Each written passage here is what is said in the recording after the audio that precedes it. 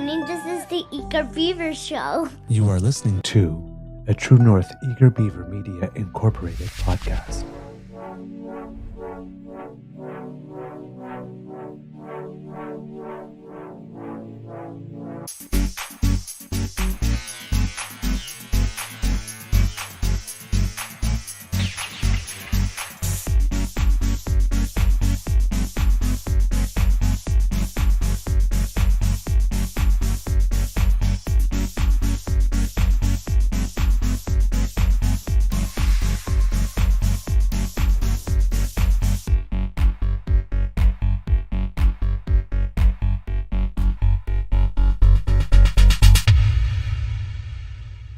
The True North Eager Beaver podcasts are proudly brought to you by our founding sponsors, the Misfit Mysteries from Corvid Moon Publishing, your source for science fiction, fantasy, and cozy mysteries featuring a broad diversity of characters, CanadianTarot.com, your uniquely Canadian online eclectic tarot community, and the Peppermaster, hot pepper sauces made from farm-fresh ingredients to thrill your taste buds and expand your mind.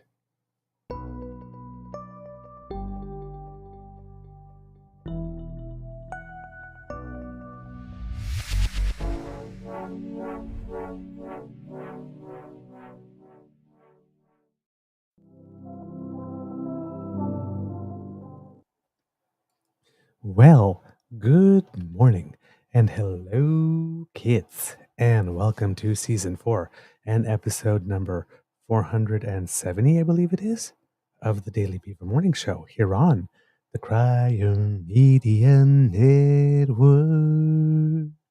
Yay! Crier Media. Recording day is Monday, September 16th, 2024. And I think it's going to be a nice day here at the Beaver Lodge. I'm your host, the Eager Beaver, pronouns he, him. Hey, Mr. Beaver A, I hope you had a lovely weekend. And with me is my good friend, Mr. Grizzly. A big thank you goes to the podcast's founding sponsors, the Peppermaster, the Misfit Mysteries from Corvid Moon Publishing. Sorry, I have something in my throat. And CanadianTarot.com. It's going to be a mixed bag show today, but it's a big day because it's back to school day for the MPs. And That's right. right. Election day. Yes. And it's the day of the public inquiry on foreign interference that Skippy seemed to want so very badly, but doesn't want anymore because he wants an election for some reason. Did you? But before, how's your mental health today, sir? I'm not awake yet. That's why you didn't. I'm just sitting here tapping away. I could tell. Entered the stuff, sent everything out, and I'm going, I wonder where he is. I wonder. Then I get this message. I don't have a link. Oh crap! I forgot to send it. So, yeah. Well, I got about, I don't know, a dozen windows open here off to the right where I'm monitoring stuff, plus also seeking jobs and auditioning for stuff. Just trying to generate revenue, generate an income. So yeah, I'm a little preoccupied with a dozen different things, but did you happen to catch the caucus speech yesterday from Skippy the Wonder Pigeon? To be totally honest, I did not, because my Beaver Sweetie and I took a lovely day trip to Prince Edward County. Oh, nice. And just decided to tour some towns and villages around there.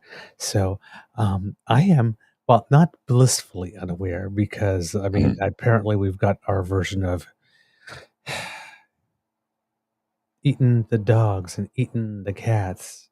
Yes. Eating the pets of the people that live there. Canadian version, something like nuclear winter or something. Carbon text nuclear winter. Hide under your desk, something. Go ahead. I watched about 10 minutes of it. Bridget and I were sitting here, and she's like, I thought you were asleep. I wasn't watching. I was listening on the couch. I had a bit of a migraine. And I'm like 10 minutes in, I got to turn this crap off. I can't listen to somebody lie nonstop for 10 minutes and just sit here, because that's what he did. Not only that, but he purposely mispronounces Jagmeet Singh's name. No. Constantly. He does it intentionally. Yes, he does, because he says it. It's not like I'm listening to some of the old, like recent episodes, right? As I'm Mhm. writing episode descriptions as we're catching up, and I'm noticing that even I am very inconsistent. I mean, Mhm. I really try to make an effort to say jug meat. Yes, but there's every now and then, if we're just talking and my mind is going, You go because back to the spelling, not the I go back pronunciation. to the spelling and the pronunciation, so it's very hard. But he puts so much emphasis on the jag. Yes. Yeah. That's why jag meat, right? It's like, come on, man. Yeah. Well, I think we should just start calling him Petey. Little Petey. Little Petey Polyev. There's a lot of things I like to call him. Yeah. Well, Jeff, I think, because that But was it's a actually. family show. It's Yeah. just that we're not that kind of family.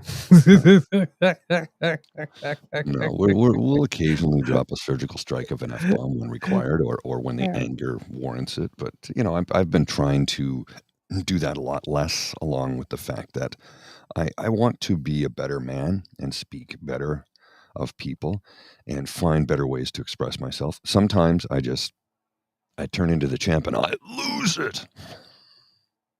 If you're old enough to know what the champ is, you'll get that pop culture reference. I lose it. So, So yeah, I watched it and I have the clip here. It's 25 minutes of just pure hogswoggle, absolute garbage coming out of his mouth. Lie after lie after lie after lie after lie, and constantly misnaming people. Just a pathetic excuse for a politician, let alone a human being, and dare I oh, say, man. okay, I need to interrupt because I have questions. What the heck is Hawkswoggle? I've never heard that before. Bullshit. Where does it come from? Oh, it's a rural farming statement I've heard many times. Oh, is it Hogswoggle? Yeah. Okay, I had heard Hawkswoggle. Hog. I have never heard that before. I've heard it Wow. in the Okay, valley. You hear it. I really like that, actually. That's a cool one. I like that. All right. Yeah. So the Conservatives had their caucus meeting on Sunday. I guess they only needed one day because it's the PP Purity Party now. So, I mean, what is there to discuss, really? It's more like you get your orders. I would assume. I don't know. I wasn't there. I was enjoying life. The Bloc Québécois, they had theirs in Montebello. The Liberals had theirs in Nanaimo. And of course, the New Democrats had theirs in the Montreal area where there's a by-election. So they may be, and I know that you pick these things earlier because, you have to make the accommodations and facilities reservations for these types of things when you're actually having an actual retreat, that lasts a few days and not just I'm going to talk at you session. So, not sure that the NDP had any way of knowing that the by-election was going to be then at that time when they picked it. But in terms of competing in the by-election and doing their policy retreat, they win the prize for multitasking. Just saying. But yes, and Pierre, as Mr. Grizzly, made a speech at that, and well, like I said, he really seems to want an election, which seems to be very much at odds with him wanting the public inquiry to happen. I mean, he wanted it so bad, he tried to destroy the reputation of a former governor general in the process. You think he'd want to stick around to see what that yields, but No, he seems only wants not. to investigate Beijing, not even China, just Beijing, and not India, and not Russia, and not any other country. I'm saying timing. Yeah. Mr. Grizzly, what did the National Pepe Le Pew have to say? Well, let's just have a look here, shall we? Oh, he's so happy. I want to start by reassuring all of you. I'm not going to force you to listen to the Rocky Balboa theme song today, as Justin Trudeau did in his caucus. Apparently, part of his strategy to survive the latest uprisings against his leadership was to force his caucus members to nod in agreement that he, in effect, is Rocky Balboa. Of course, in every time Justin Trudeau sees a movie, he thinks of himself as the star performer, right? The lights are on him, and most of all, he is the victim of all of these unfair shots, and he is battered and bloody. This is from a man who inherited from the biggest whining little crybaby on earth in a political sphere. Actually, that would be Trump, but Pierre Poilievre is right. But that's the only thing that's bad about this part, actually. It's a really good analogy if you're on that side of the pulp. But he's just so smarmy. He's just so happy, right? And attacks journalists for asking him basic questions and then tries to... All right, that's neither here nor there with this part. Let's keep going. Inherited a multi-million-dollar trust fund from his grandfather, a famous name and political career from his father, who jets around the country and spends more than $4. Hold on. Girl, please. Hold on. You're the one. He emits more greenhouse gases than... I mean, this guy is gallivanting all over the country on the taxpayers' dollar. The prime minister has to travel internationally, actually, now and then, too. No, but now and then. So he's actually the guy that's gallivanting across the country because he has no reason to be in another country. Correct. Than 14,000 average Canadian families combined.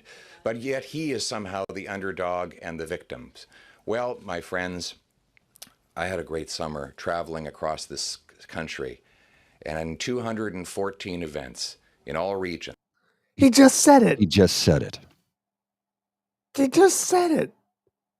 And I see this. Said it. I know we're not supposed to look shame here like this, but I saw Kit's like, how you like his cowlick new hairdo? And I'm thinking, oh my God, and he's now got Melissa Lantsman's hairstylist. He's trying to become Melissa Lantsman. You know how I used to say that Jason Kenney and Heather Stephenson was just Jason Kenney in bad drag because I never saw them in the same room together. I guess. Well, these two I've seen them in the same room together, so I can't say. But they're becoming twins. Well, I've seen them stand side by side, so we know it's not the same person. But yeah, they're starting to. They're becoming twins. Okay, we'll continue. Across this vast and varied land, I ventured. Oh no, not another story time. Okay, so let me see if I get this correct. You just dumped on the Prime Minister for doing his job, and now you've got applause for telling us that you went to 216 events across this summer? Not doing your job. Not doing your job. Your job is to represent your constituents in your riding that you've not set foot in I don't know how many years. Well, I mean, he's also party leader. I mean, he has to. He is a party leader, but I mean, it's not an election. Exactly, but he's been campaigning as if the election has already started about a year and a half ago, rather than doing the work of, like, for example, developing policy and communicating it to Canadians. Yes, exactly. I ventured across the land from the fog-shrouded fishing villages of the Pacific and the Atlantic, the fertile fields of the prairies, the bustling factory floors of Ontario, the frigid frontiers of the North, and I have witnessed in the men and women that I saw in these places the real champions, the real fighters, the real Rocky Balboas, and they are going to have common sense conservatives axing the tax in their corners after the next carbon tax election. Now he's losing me. He's gone into the branding. Oh, yeah. They've taken a lot of hits, though, these extraordinary people. They took the sucker punch called the carbon tax, which Trudeau famously promised would never go above 11 cents a litre. Never. Now it's 17 cents a litre, 60% higher. And he and the NDP Liberal government have voted to increase it over the next 5.5 years by 300% to 61 cents a litre.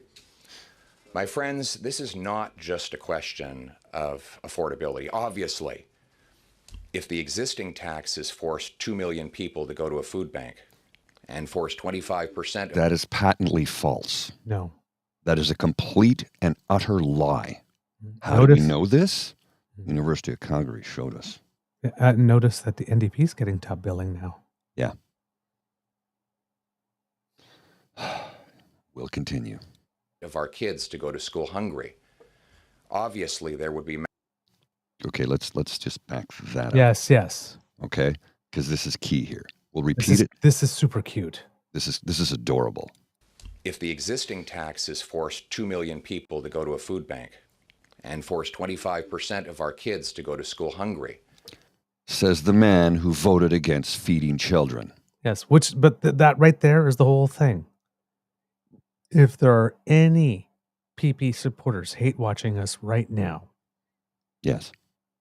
He literally just complained about kids going to school hungry, and he had the opportunity to vote for a program that would make sure that no kid in school would be hungry, and that we could maximize our investment in education as well, because what's the point of teaching people if you don't put them there in the best possible conditions to learn?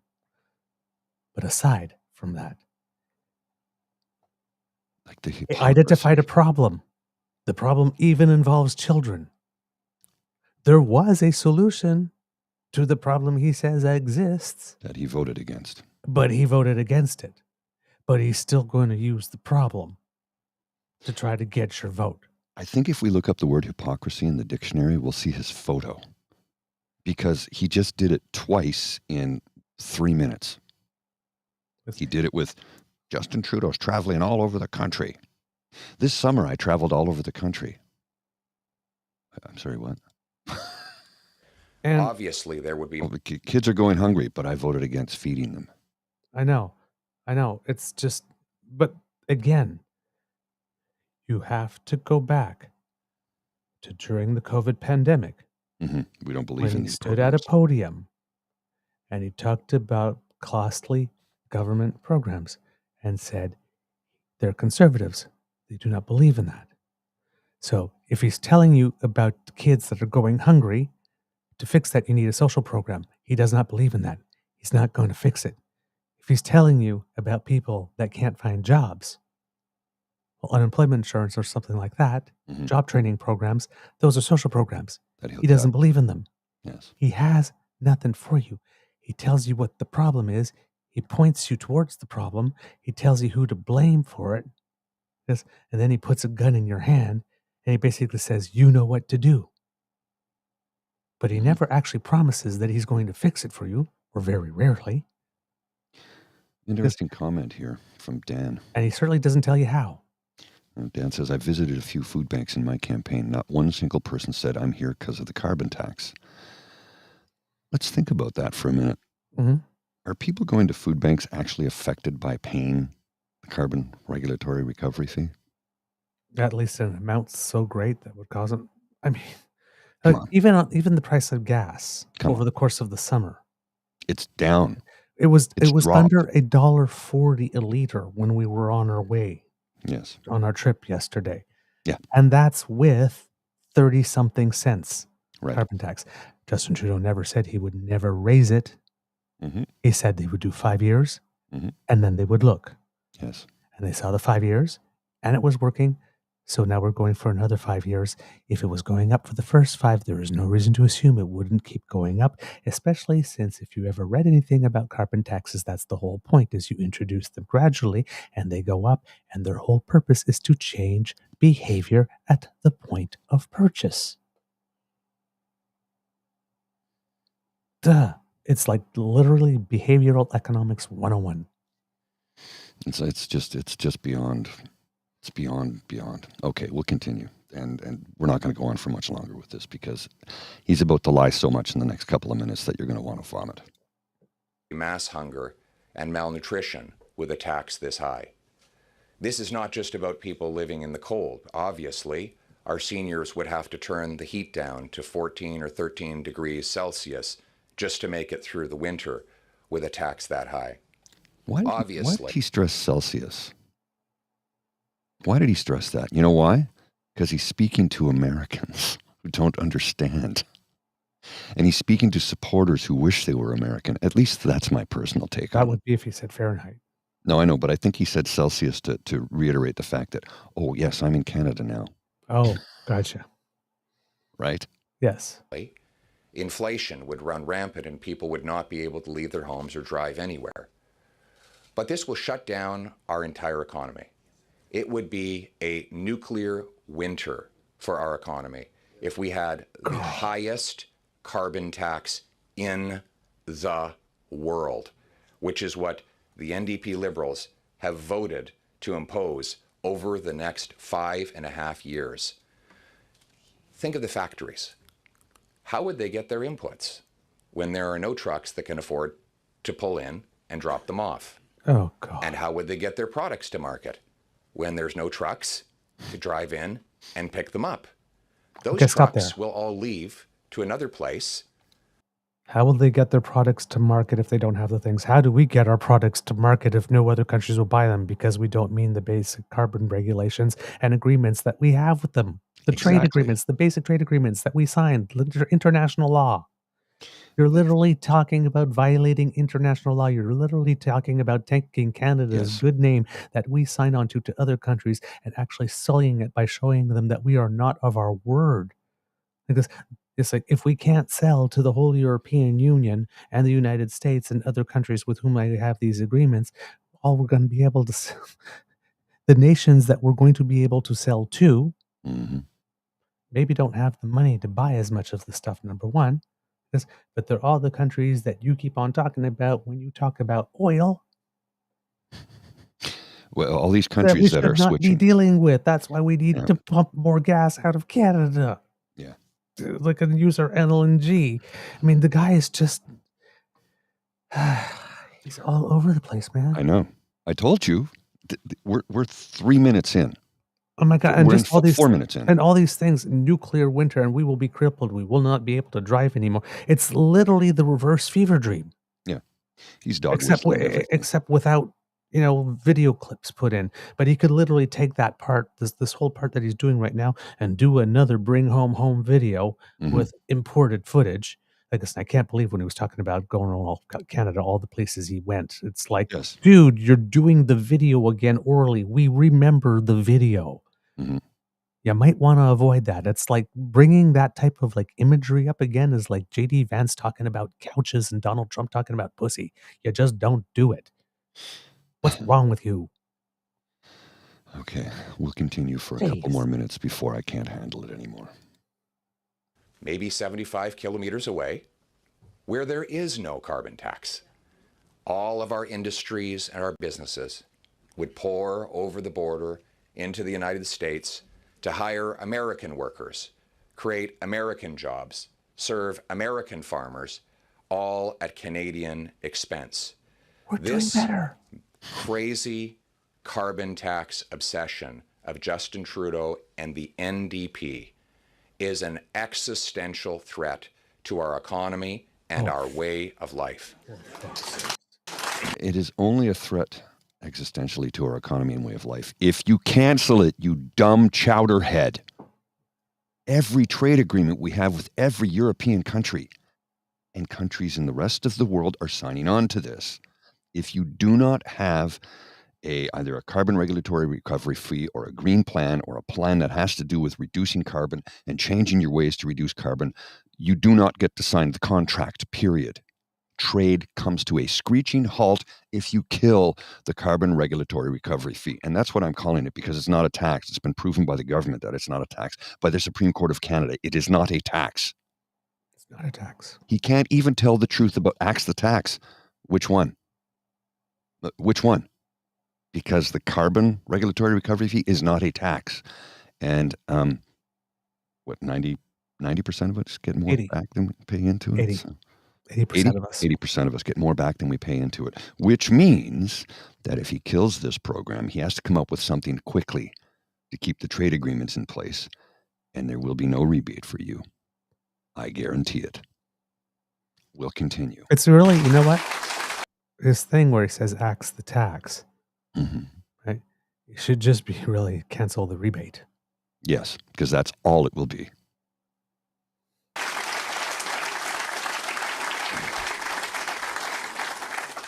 And what about Jagmeet Singh? He voted. First one. 24 times to keep or hike the carbon tax.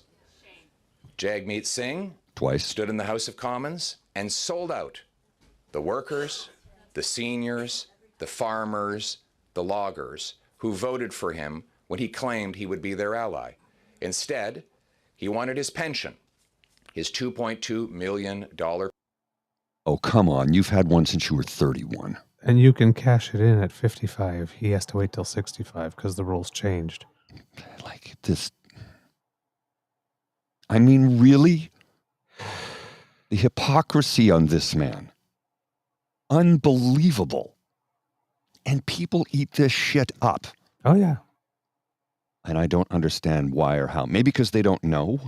Maybe because they're ignorant to the facts. And ignorant does not mean rude. It means you are unaware.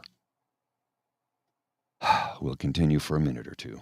Pension that doesn't kick in until next year. And so he sold you out and signed on to a costly carbon tax coalition with the most irresponsible inflationary prime minister. Okay. For the umpteenth millionth time, it is not a coalition. It never has been. By definition, it is not a coalition. But And- continue lying, Jeff. And one Mr. man is not responsible for global inflation. Canadian history. And now, on the eve of a by-election, sellout Jagmeet Singh wants you That's 3. to believe he's a changed man. Oh, and he insulted him in the process, but now he wants him to vote for non-confidence. Yep. He's a totally new person. Again, he's happy forgotten again. about everything he's been doing for 2 years. But notice, he will not commit to doing what actually matters, which is to say, Helping us voting win. with common sense conservatives to trigger a carbon tax election where Canadians across this country can vote in a national referendum on the carbon tax, because that is what is coming.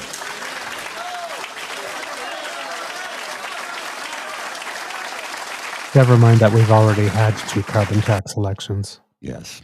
And which government was it that designed the carbon tax system again originally? And there was no rebates for Canadians. Which government was it again? Oh, that's right. Prime Minister Stephen Harper. Yeah, it seems these days the Conservatives seem to have a lot of regret of the things they did back then. They have a problem with the carbon tax that they proposed. They had the problem with the guy that they named as Governor General. They have a problem with the guy that they appointed as the Governor of Bank of Canada. They have a problem with the guy who's the Consul General in New York City because of the, we saved $4 million. Yes, and they have a problem with the Aga Khan, who they made an honorary citizen. Gee. Yeah. Conservatives don't seem all that proud of their record when they were in power under Harper, don't they? Curious. Okay, we are 5 minutes in. I had 10 minutes and then I had to shut it off. We're 5 minutes in. Because the first 12 minutes, I think, was 12 or 13 minutes was en français. Okay. Jagmeet Singh has a message. Wait. That's 4. Wait until he gets his pension. You can't pay your rent after the end. Speaks the man who had a lifelong golden handcuff, golden parachute pension at the age of 31. Mm-hmm. Who said you should only serve 2 terms maximum, who's been there for 20 years and has nothing to show for it. Okay, we'll continue. NDP Liberals doubled it. Wait 1 more year as your bank account drains and your overdraft grows. If your kid is going to school hungry, like 1 in 4 already are according to the government's own information, tell the kid to wait, because Jagmeet Singh needs his pension. Well, see, the only reason Pierre Poilievre won't tell the kid to wait is because Pierre Poilievre told the kid never. Never. Don't wait. It ain't gonna happen. Sorry, got nothing for you. But hey, let me know how those bootstraps are working for you. Yeah. Well, who was it? Late Senator Hugh Siegel, the book he wrote that I've got on order. Bootstraps need boots. Holy fuck. And he needs a year to get it. If you're living on dangerous streets, where crime and chaos have been unleashed by NDP Liberal catch and release policies. Statistically speaking, crime is down. Or you're witnessing the latest drug overdose death, or the violence that came out of the drug den in Kingston that killed multiple people, innocent people. Yeah, there's nothing he won't use for his benefit. And remember this, these safe consumption sites are not federal, they're provincial. So he keeps saying he's going to cancel. He can't. They're provincial programs. They're not, it has nothing to do with the federal government. These are provincially started, operated, and funded programs, of which Doug Ford is closing 10 of them. Okay, but with regard to Kingston. Yes. Okay, because our friend, JB. Yes. This is his hometown. Exactly. And he was not taking it. I'm here. Okay, 1. You know it's bad when police need to release a statement saying the integrated care hub in Kingston isn't getting bulldozed despite what mainly conservative individuals are perpetrating online. Number 1, as Kingston police had to put a statement out, have become aware of information become circulated online by word of mouth indicating there is a plan to clear and or bulldoze the encampment site located on the grounds behind the integrated care hub later today. This information is incorrect. Kingston police are continuing to investigate a double homicide that occurred in the area of the integrated care hub, and the police presence in this area is to preserve crime scene integrity and collect evidence. Police are asking individuals to remain away from the area of the crime scene and not to obstruct the Kingston police with their investigation. And with JB, because Pierre posted this kind of tweet right here that I'll put up so that the kids can see. Mr. Grizzly.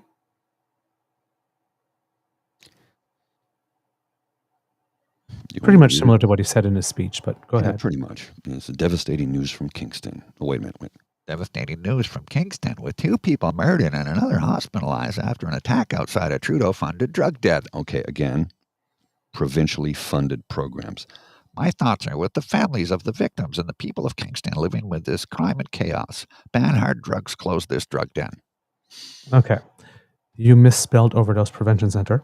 Yes. And 2, if your thoughts are with the families of the victims and the people of Kingston, I am sure you thought of contacting the families of the victims to get the permission to do this with the memory of their dearly departed loved ones, and the person who was injured to get their permission to use their pain for your own personal gain, right? Mm-hmm.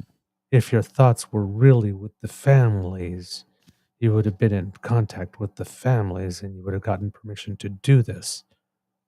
Right? Yeah, we know he didn't do that.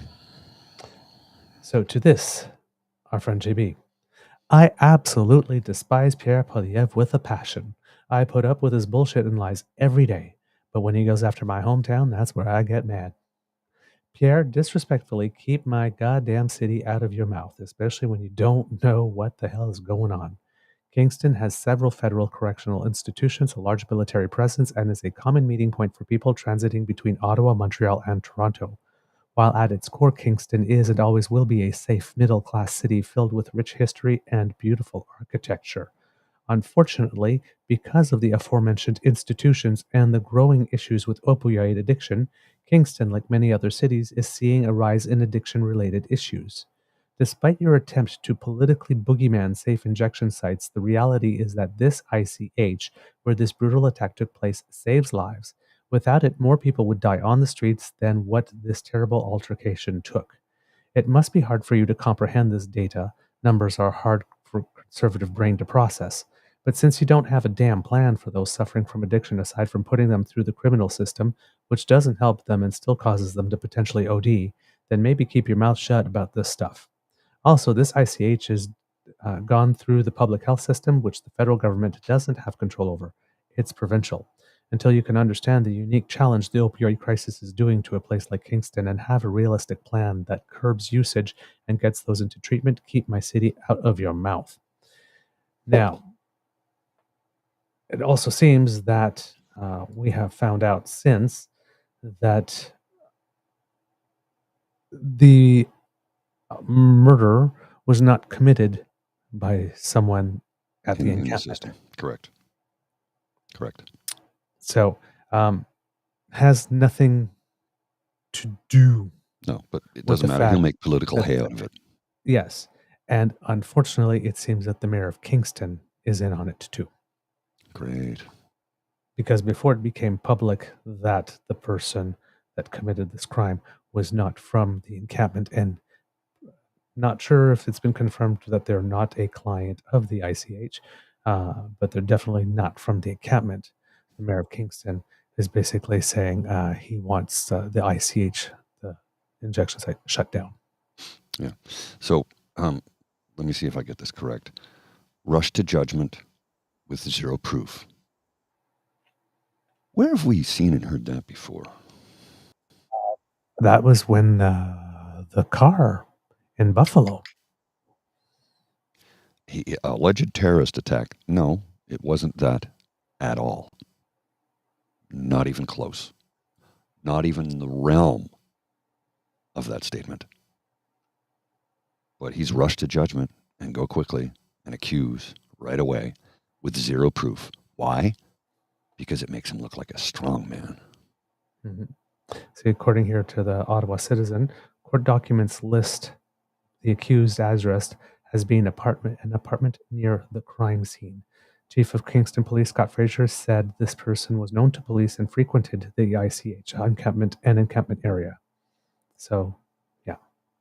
So it was a user of the services, mm-hmm. but not a member of the encampment. So I guess, yeah. Okay, let's continue for a few minutes, and then we'll just kill it. Jagmeet Singh's message to them: wait. It's the fifth time. Wait until he gets his pension before we can reverse the carnage that the policies that he voted for and that Justin Trudeau and the Liberals keep in place caused in the first place. His message to our military, which is falling apart, is wait.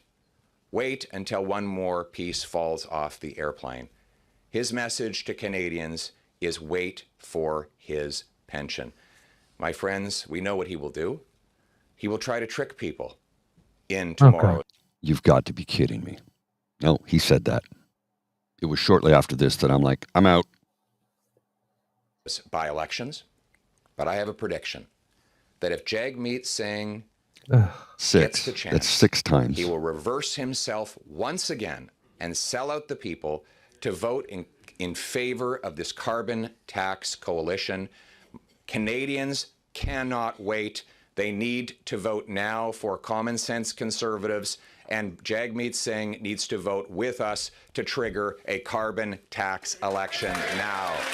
So I'm going to sit here and insult you and misname you 7 times in less than 10 minutes. And then tell you what you need to do. Then tell you what you need to do.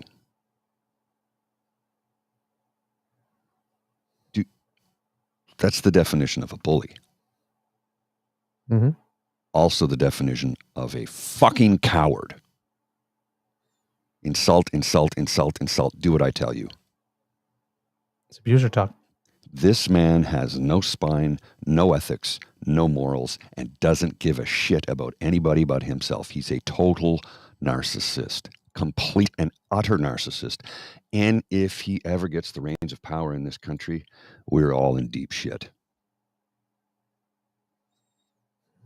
Is there more after that, or there is it is just like applause and no? There's more.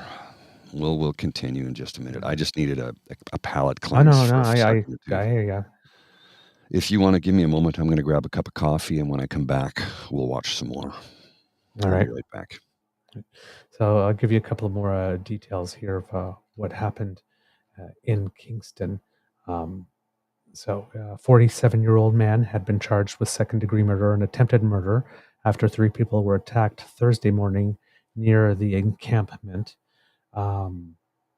He's been charged with second-degree murders of 2 people, one person named 38, one person 41, both of Kingston, and 1 count of attempted murder by striking the victim with a hammer. He appeared in bail court on Friday and was remanded to provincial custody. He has been forbidden from contacting 24 different people. Court documents say his address is an apartment near the crime scene. The ICH itself has been closed as the police have investigate the larger scene, as I reported earlier.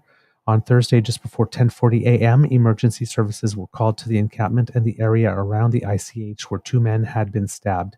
Shortly after, crews and hub staff were called to help a woman on the sidewalk along Montreal Street who had been struck with a hammer.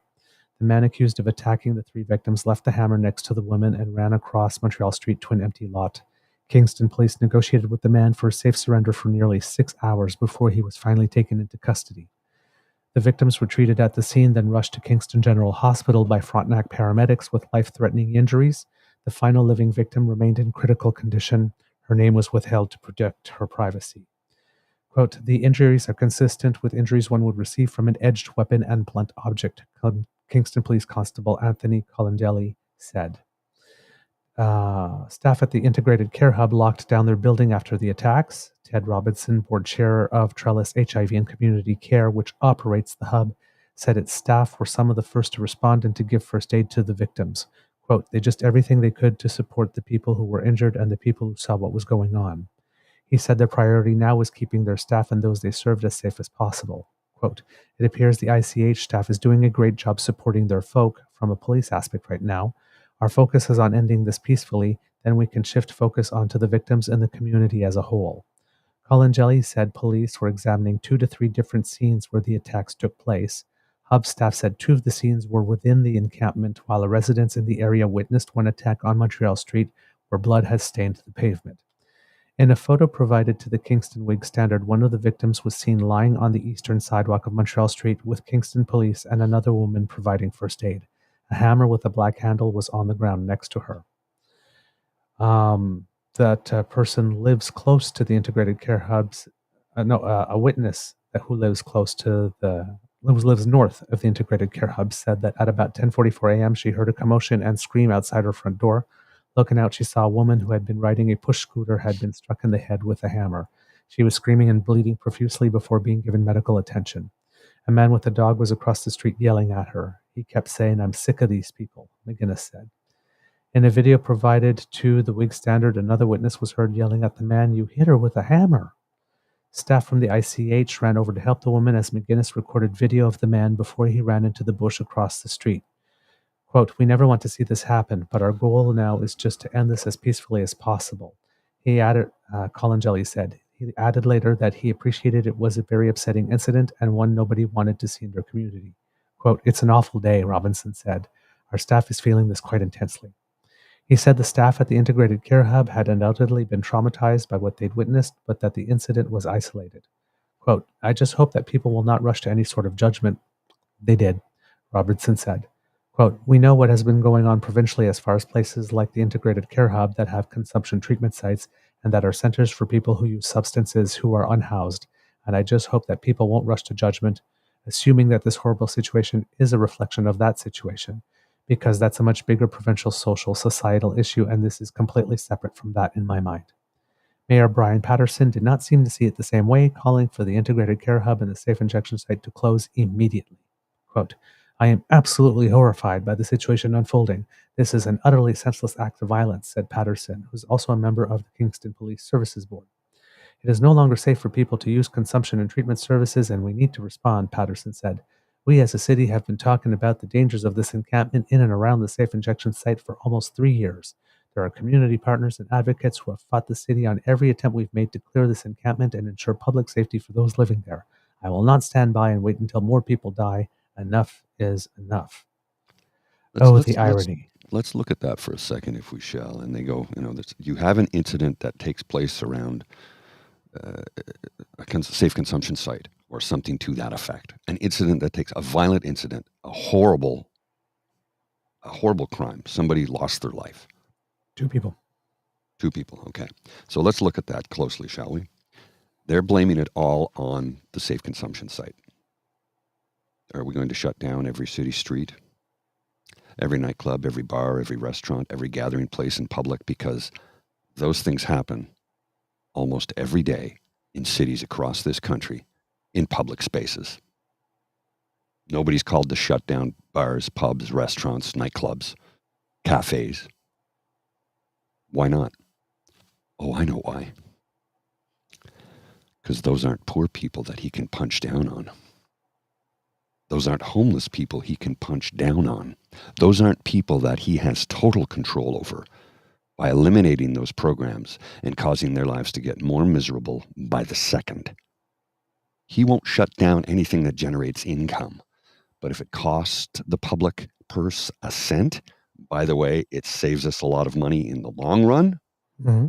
He's just going to make it cost more if he closes it down. Yep. It will cost us more. It's been proven time and time again. There's not going to be less violence. There's not going to be fewer needles in park. There's not going to be less dead bodies. No, there'll be more. They'll have because died people will another be way. using in alleys. People will be using in back rooms, in alleys, in flop houses. It's Public just bathrooms. going to get worse, but he's made it look better because it's not happening around that center. They don't look at the bigger picture here because they're so short-sighted. And again, he is convinced something. He is convinced of something. He's like Doug Ford. Well, I just don't believe it. You can show him all the evidence to counter his argument, and he still won't listen to you because he's a total narcissist and will only believe what he wants to believe. And if it suits his narrative, he believes it. If it doesn't suit his narrative, he dismisses it. This is who we're dealing with. And then he says, we need to clear the encampment, close the safe injection site and the integrated care hub until we can find a better way to support our most vulnerable residents and work with the province to provide treatment and housing solutions. Not even until we can find another way, we can find a better way. You're not going to. No. No, they won't find a better way. They don't give a shit. You're They not just want going it to to make it go because away. in every other way, doesn't treat people like they're human beings.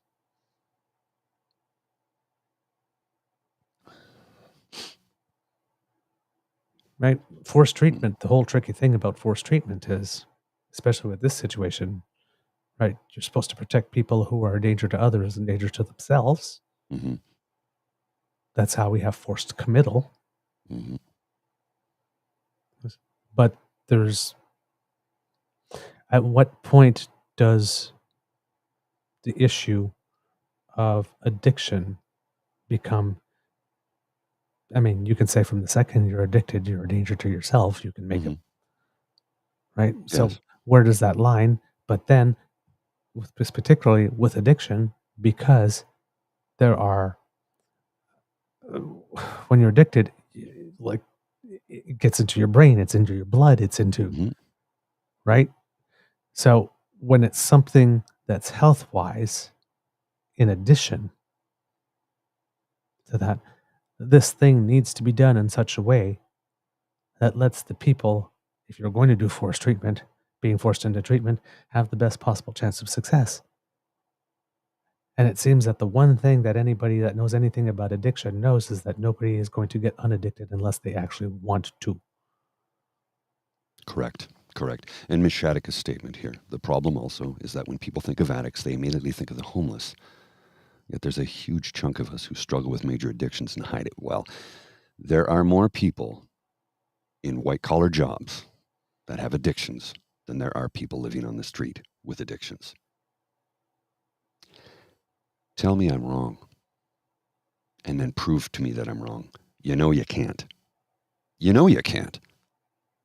Because if anybody's ever worked in an office or on a construction site, I guarantee you, you've worked with people who have addiction issues, whether it's drugs or alcohol or a combination thereof.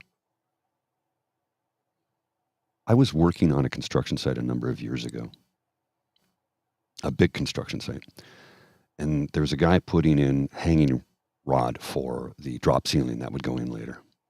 So he's up 20 feet in the air on a scissor lift, driving the scissor lift around and just putting the rods in. Smoking a joint while doing it. Now look, you want to smoke a joint, go ahead. I don't care. That's your business. This was, by the way, this is prior to it being legal. But there is not a construction site in this country that will allow for that. Right. They are no drugs, no alcohol on the construction site because it's dangerous. Because if you're high and you're operating a scissor lift 20 feet in the air, you're impaired. Your judgment is off. It's no different than drinking whiskey and then doing the same thing. Mm-hmm. Because your judgment is off and you are impaired. Period.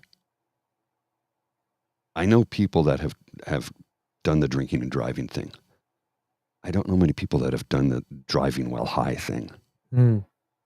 Most people I know who have used cannabis, the last thing they want to do is get behind the wheel. That's why they use DoorDash or Uber Eats or skip the dishes or whatever the case may be. Because they're like, I can't drive, I'm too high. I've heard that from so many people. Mm-hmm. And now people, I think these days are going, well, I can't drive. I've had too much to drink. I'll take an Uber home and I'll get in my car in the morning. More and more people are doing that. We still have drunk driving incidents, and that's probably never, ever going to go away because some but people... they're down substantially since the campaign started. Yes. And the younger generations that are coming up absolutely will not take part in that. They just don't. That's it, you know. Yeah. Okay, we'll continue with Skippy for a couple more minutes, and then we'll discuss something else.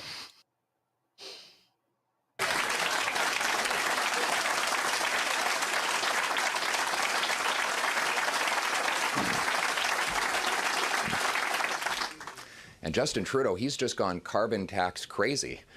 We saw what he did. We saw what he did at his caucus meeting. It wasn't just Rocky. They brought out another celebrity, Carbon Tax Carney, right? Just to show how obsessed Trudeau is with the tax, he brought in one of the greatest carbon tax supporters in the world, Carbon Tax Carney, who said in his book, "The Canadian federal carbon pricing framework is a model for others. One of the most important initiatives is carbon pricing. The best approach is a revenue-neutral, progressive carbon tax." Right. And of course, right, the revenue-neutral carbon tax, like Ogopogo, the Loch Ness Monster. You hear about them, but you never actually see it anywhere. And so Carbon Tax Carney has one disagreement with the Trudeau government. He was against pausing the carbon tax on home heating. Carbon Tax Carney's only disagreement is that he wants the carbon tax to be bigger and higher and apply to more things. And now he's the one advising Justin Trudeau on the economy. Has he not read the Finance Department report, which showed that the carbon tax is subtracting $25 billion from our GDP, about 14? No. That is just complete hogwaddle. That is a total lie, because the money goes back to people who then spend it in the economy. Well, he's going to leave that out because it doesn't suit his narrative. And then the money goes to institutions like hospitals and schools and whatnot like this, so that they can make changes that they need in order to become more green, which requires contractors to do which they pay, which puts money in the economy. Which, we had that whole heat pump program where you get a rebate through Atlantic Canada, which advertises just for Atlantic Canada to buy votes. No, that's across the country. It started in Atlantic Canada because most people have oil heating, which we know is the dirtiest heat there is. Well, that's that one program, but the heat pump rebate specifically under the Canada Greener Homes program, we got that when we put ours in. That was for everyone. And how much did your billing drop last winter for? Well, I don't know. This is going to be the first winter we're going to do it. But at the last winter, you got it in the spring, did you? Yeah, we got it in. Oh no! Wait a minute. No. We did get it in October. Yes, you got it last fall. Yes, I got it in October. Yes, I didn't do a winter to winter. I when I looked at it, I did it. It was March, April was near the end when I presented it on the show. But yes, I should have done a midwinter. Well, you can get to that at a later date to show the difference, right? Number one and number two. I mean, the difference was huge. Didn't your cooling costs drop tremendously too? Actually, we haven't looked at that this year. We should do that. Because your hydro costs have exponentially dropped due to the fact that you're not using an air conditioner, you're using a heat pump, which also cools in the summer. Right. Correct me if I'm wrong. That is correct. Right. That is correct. It does both. It's a twofer. I wonder how soon before we start seeing older apartment buildings installing heat pumps outside the windows. We love ours. Well, I mean, we have, older buildings have installed, the cooling air conditioner that it looks just like a heat pump. The air conditioner, you see them from LG and so on and so forth. I wonder if we'll start seeing heat pumps on the outside of older apartment buildings so that they can get rid of the window air conditioners. Yep, we will. I think that would be a good program. But that's just me. It would cool and heat. And it would cool your entire apartment, unlike me, who has to have 2 air conditioners, one in the bedroom, one in the living room, to keep the place cool on days when it's 37 degrees outside. Let's continue for just another moment or two, and then we'll wrap up this part of the show with Skippy, because he's really under my skin right now.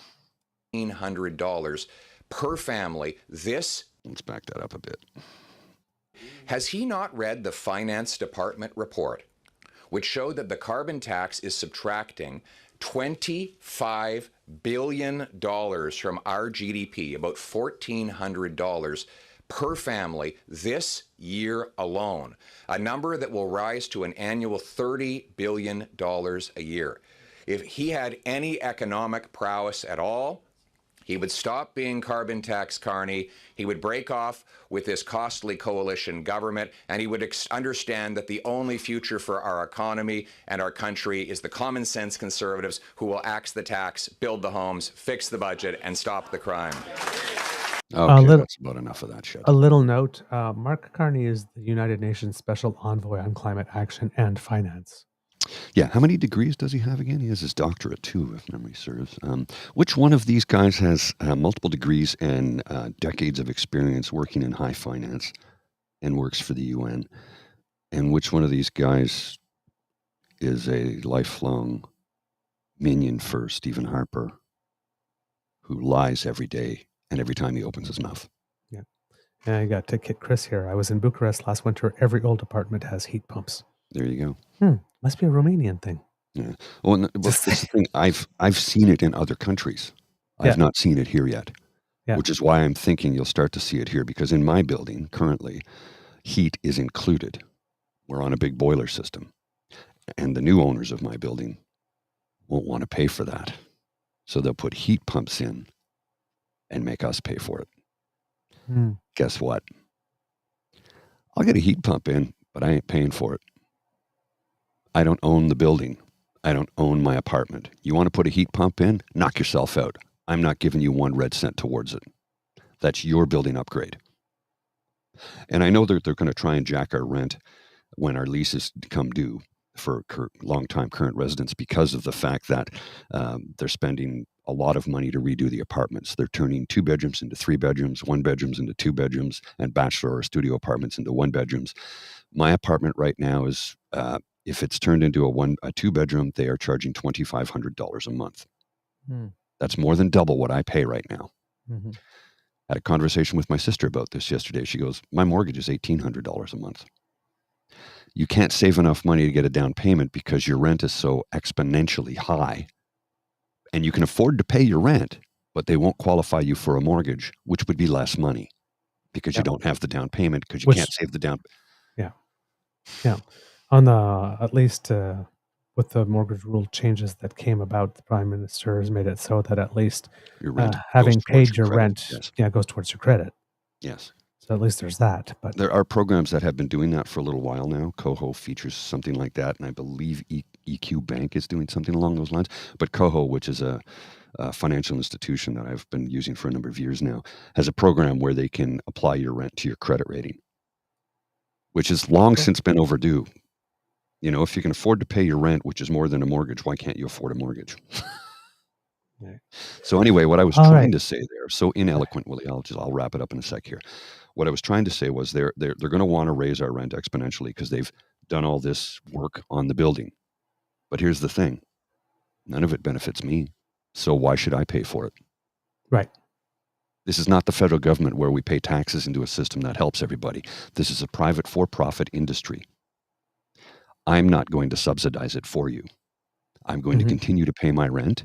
You can raise it the maximum of 2%. If you raise it beyond that, you will be hearing from the landlord-tenant board lawyer that we hire. Mm-hmm. Yep, indeed.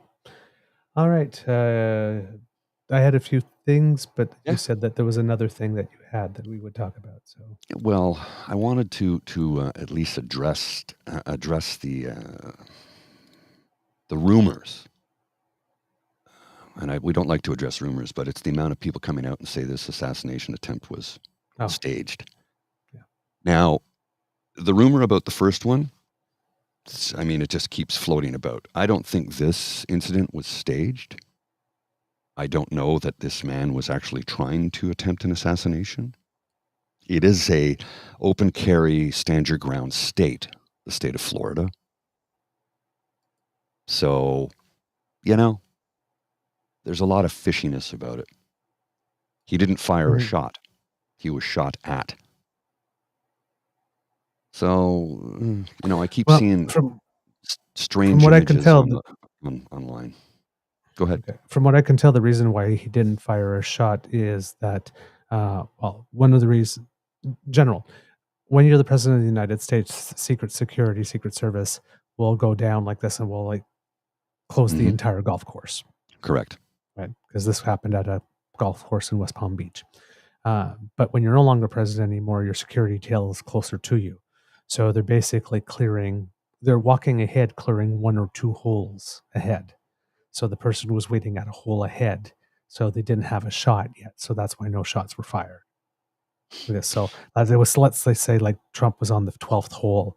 The Secret Service had gone up to the 13th hole to check that if it was okay and whatnot like this. And that's when they spotted Wild. So while it could have been a dangerous situation, Mr. Trump wasn't in any particular immediate danger at any point. So that's that would explain that part. So yes, it all came out with there was a person in the vicinity of which prompted jokes while cheating. It's Florida. Yeah. Well, yeah. It's an open carry state. It's like if there aren't shots going on in the vicinity of anywhere, it's Florida. So it's but yes, and even I will admit it was you know what? I wish I could be moved, but the last time where he actually was somewhat shot or shots were actually fired in his direction, it was at most a 2 or 3 day story, and he didn't really care about it anymore all that much. I find it hard to be moved by shots in the vicinity of. Well, and again, and it's hypocritical. Yes, but it's hypocritical, right? Because the politicians thing, right? We keep on saying this, the violence is not the answer. This type of thing should not be happening. And it should not be happening. Doesn't matter. Doesn't even matter because, we despise the guy, it's,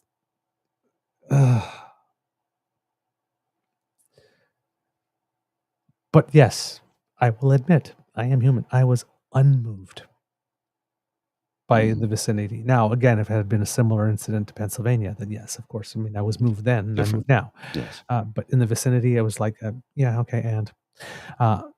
And the thing is that this happened on the same day where earlier in the day, J.D. Vance went on TV, I believe it was NBC, and was asked about the Taylor Swift thing. Was it the Taylor Swift thing? No, about the cats, the dogs and eating the cats thing. Yes. And basically confirming that it's not true. The person that even posted the thing originally, turns out that it wasn't, it was somebody from somebody who had said that. And she said, oh my God, I never thought that this would happen by posting it, and removed it and deleted it and feels terrible about it. So, this is so completely debunked. And he basically went on TV and said, yeah, sure. I'll make shit up if it'll bring attention to a subject. Yeah. He point blank said that. Pretty much, that's not a direct quote. No. But pretty much said that, and then we get news of shots in the vicinity. Mm-hmm. You'll pardon me and you'll pardon the world if they thought what's yeah, you know what? You tried it the first time like this. You had the opportunity. You squandered it. You thought you were gonna rock it to the debate. You didn't, and now you need something. So hey, let's try that thing again. Mm-hmm. I could forgive people for having that first instinct, especially if they saw the interview or heard about the interview. Says, yeah, we straight up make shit up. Yeah. Sure. So I understand the skepticism. I do. Because even I'm beginning to wonder, especially the first attempt, because they pointed out to the police, there's a man on that roof with a gun. And they did nothing. Yeah. They let it happen. So, but this is, and an actual incident around 2 p.m. Eastern on that day. The Secret Service team was securing a scene for a few holes ahead of the former president when the alleged gunman was spotted. They had an AK-47 style rifle, a backpack containing ceramic plates, and a GoPro that were recovered near the scene as he fled. But a witness took a photo of the suspect's license plate as he drove away, which allowed the police to locate and detain him. The county sheriff said that he would describe the suspect as having a flat affect and not displaying a lot of emotions. Never said never even said like, okay, well, what's the issue, officer, or something. It's like, just there was nothing really going on there, or maybe just like, yeah, okay, you got me, or whatever it is. It seems that he's a person in his 50s from Hawaii, which is kind of interesting. I don't know. I'm not familiar enough with the story to know if the whole debate, because usually when this happens again, is it a Republican? Is it a Democrat? But you got people like Marjorie Taylor Greene already, because like with the nebulous they tried to kill the president twice. Who was the first they again? Yeah. Who was they? So yeah, and it seemed that the rifle had a scope. Donald Trump has put out 2 fundraising emails since confirming that he is safe and well. Vice President Kamala Harris put out a statement expressing her relief that her rival was safe and underscoring that violence has no place in America. President Biden also released a statement saying that he has called on the Secret Service to provide anything that would be needed in order to keep Trump safe.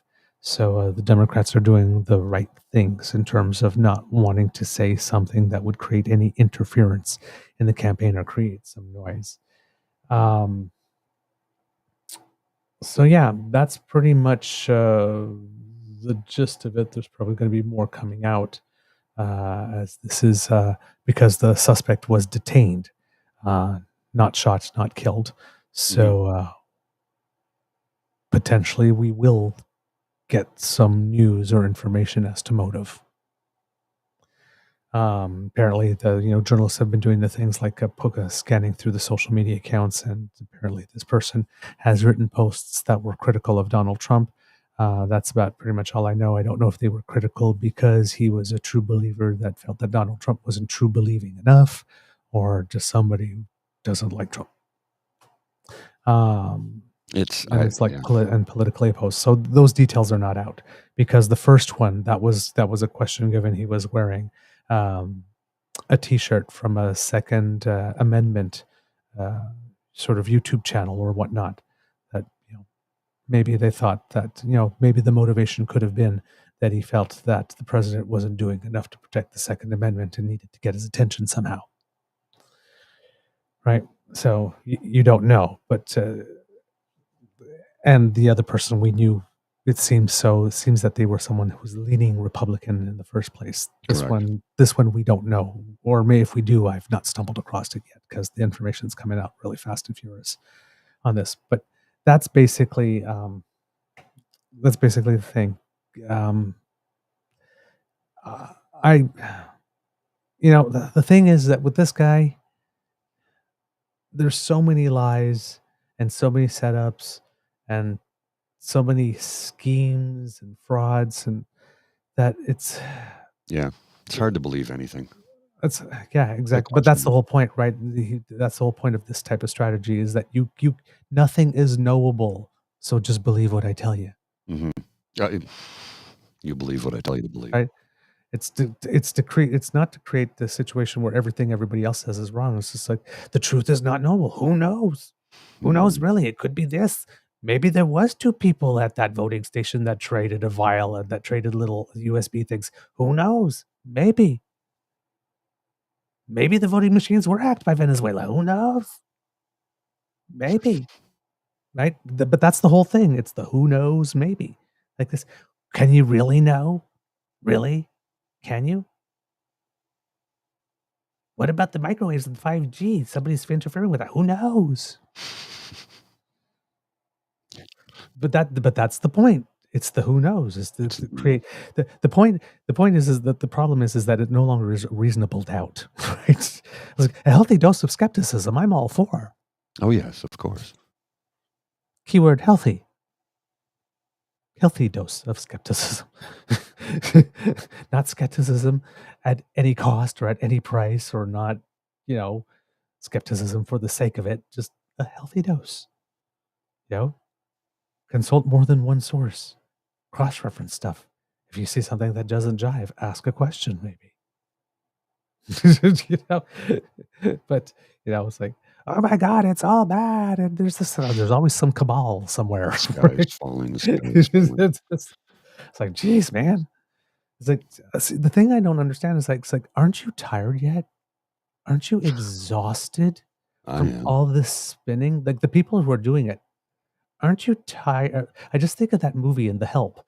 Like this was, aren't you, when she's like talking to that racist lady and says, aren't you tired of having to maintain that? Like, does that not drain you? I don't know how it couldn't. Ugh.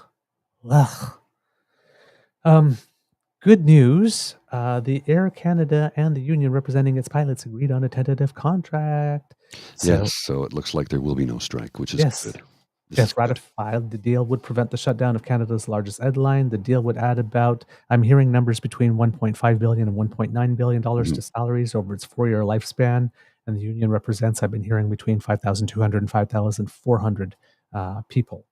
It ends the standoff over pay and benefits. The deal came shortly before midnight and a potential upcoming shutdown. Now it seems that Air Canada pilots were first offered 30%, and that, again, people would turn around and say, you turned that down? And it's like, well, yeah, because for about the last 10 years, they've been stuck at 2%. And, there's competition between various nations, and the U.S. pilots got a really, really, really good deal. So they turned around, and said, we need some more. Like this, and one of these things that we're based on, it seems like in the United States, I think they got 45% or something like that.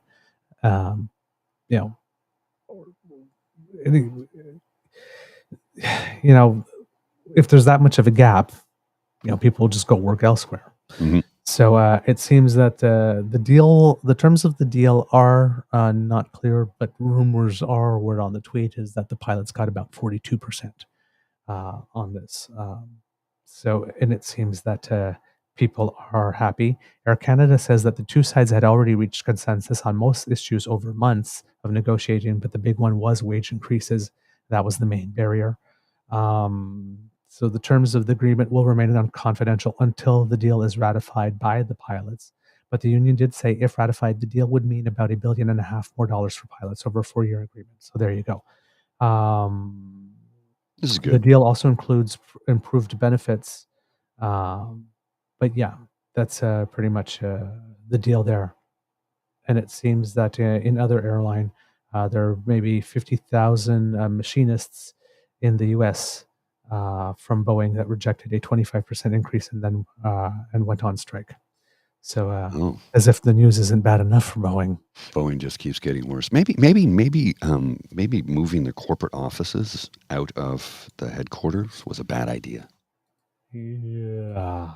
Maybe having individuals run the company who knew nothing about how the company actually operates just so that they could turn a higher profit margin was a bad idea. Oh, that was sarcasm on my part, by the way. Yes. I was being sarcastic. Mr. Grizzly, do you have to go soon? I know you mentioned before we started the show that you had an out time. Yeah, I got to leave in about 5 minutes. I have a meeting coming up. That may lead to a job. I'm not sure. Hopeful, wishful. Send in the good vibes. We'll see. Well, we'll see. Send in the good vibes, though. If it's a job, hey. All right, get some gobs.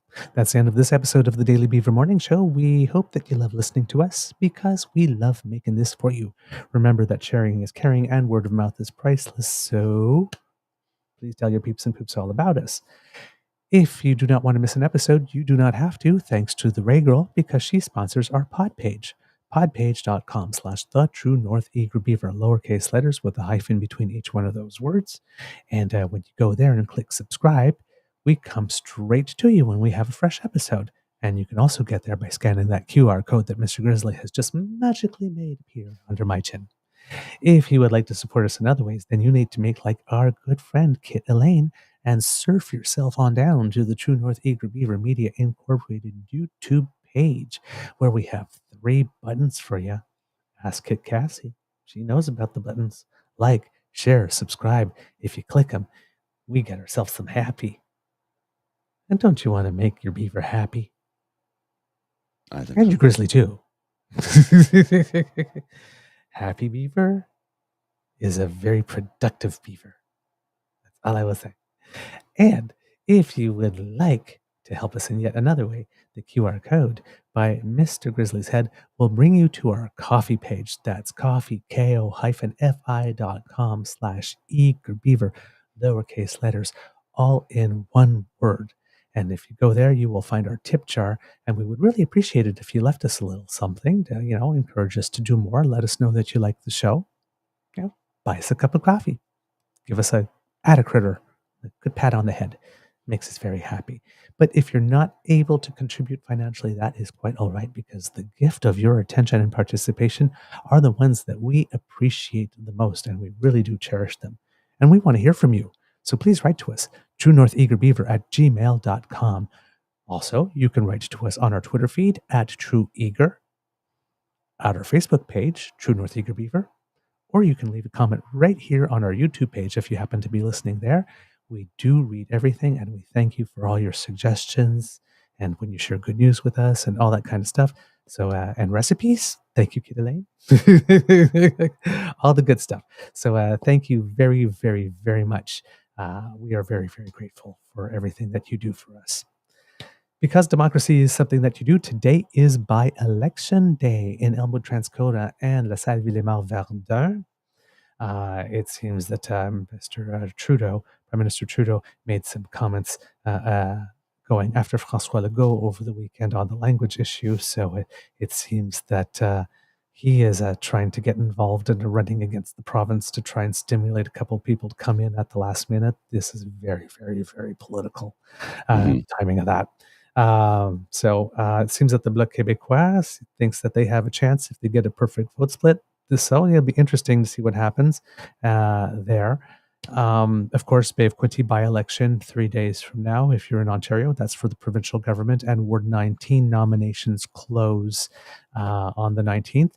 By the way, Ward 15 in Toronto, by-election. And if you're interested in that, actually on the Frequency Podcast Network, they have a podcast called The Big Story, and today's story actually features the by-election in Ward 15.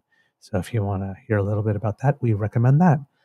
I think that's all for me. Mr. Grizzly, do you have some words of wisdom? You know, I sound like a broken record when I keep repeating this same thing over and over again, but it's the wisest words I can give you, is that you need to help us spread the message that one of the leaders of a political party in Canada is lying to you daily and does not get held out for it. He does not get held to task for it. And this happens every single time he opens his mouth. And the fact that he doesn't get held to task for it is upsetting to us, because Canadians are being misled. The whole purpose and the reason we have this show is to help keep people informed. So we're asking you to try and spread the information, spread the word, spread the information, let people know. We're here to try and get you the truth, and nothing but the truth. Constantly giving you the truth. Because you're being lied to. And it angers me so, and it upsets me so, that people will vote against their own best interests because they're not well informed. You can't make a good decision if you're not informed. Our reason to exist here, this show, is to keep people informed. So please, help us spread the word. Help us get the message out. We're going to get things wrong from time to time, and we'll fully admit it and apologize for it when we do that. But we will always, always give you the true facts, even the ones we don't like, because that's who we are. So that's my words of wisdom, please. And I know I sound like a broken record because I keep repeating it, but I can't stress this enough. with the amount of mis and disinformation coming out of the Conservative Party, the Reform Party, under a new name. We need to get people informed so that they can make an informed decision. We will never tell you how to vote. We will ask you to vote. We beg you to vote. It's important that you vote. Don't let the polls strongly decide. recommend a couple of people not to vote for. Well, we'll recommend people not to vote for, but we're not telling you to not do that. If if you are hell-bent on voting Conservative in the next election, I probably can't do anything to change your mind. But do keep in mind that he said he would do the exact opposite of everything the Prime Minister has done. That means, and when they pressed Andrew Scheer yesterday, asking him, would he cancel the dental program? He did his best line dancing two-step to avoid answering that question. Yes, and if you can't say that you're not going to do it, you are. You're going to do it. All right. Just a little thing from me. And yes, Mr. Jim, just yes. Yes, sir, we will get you more. It's just we had to deal with that thing today. Yes. Yes, indeed. More speechy stuff from people other than PP. Yes, absolutely. Congratulations, Team Canada. Davis Cup won all three of their rubbers against Argentina, Finland, and Great Britain. So there was a rematch between Felix and Mr. Draper. Oh, wow. Yes, Felix was the clear winner this time, I believe. Yes, Canada moves on to the top 8, and that tournament will take place in November in Malaga, Spain. So there you go. I think that's all I have. Oh, and yes, I had a little word of wisdom of my own. The kits among us who are watching who have decided to run for something and have discovered that they have the attention of certain people who seem to be going through their social media history and wanting to try to find something that they can twist and twerk and whatnot. Mm-hmm. Don't get mad. Take it as a very, very high compliment that apparently you are saying things that some people feel that they need to dedicate themselves to silencing, and that you are people they feel that they need to work to discredit. And then just go on your campaign and live your merry lives. Exactly. All right. That's all I got. Mr. Grizzly, please cue the cock, and I'm proud of you.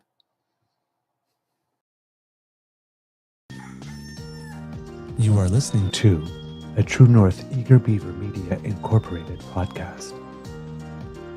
The True North Eager Beaver podcasts are proudly brought to you by our founding sponsors, the Misfit Mysteries from Corvid Moon Publishing, your source for science fiction, fantasy, and cozy mysteries featuring a broad diversity of characters. CanadianTarot.com, their uniquely Canadian online eclectic tarot community, and the Peppermaster, hot pepper sauces made from farm-fresh ingredients to thrill your taste buds and expand your mind. We are grateful to the Crier Media Network for its support, Pete Jarvis for our artwork, and Paul Joseph Something for our opening and closing sequence music.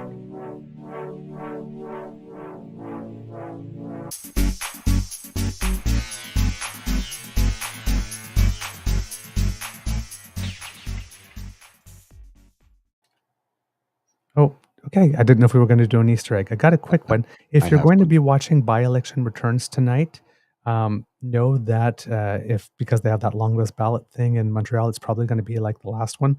Results won't start coming until way past your bedtime. So if you're watching something, however, the Elmwood Transcoda data is probably going to come in before the Montreal one because there isn't that much of a longest ballot campaign over there.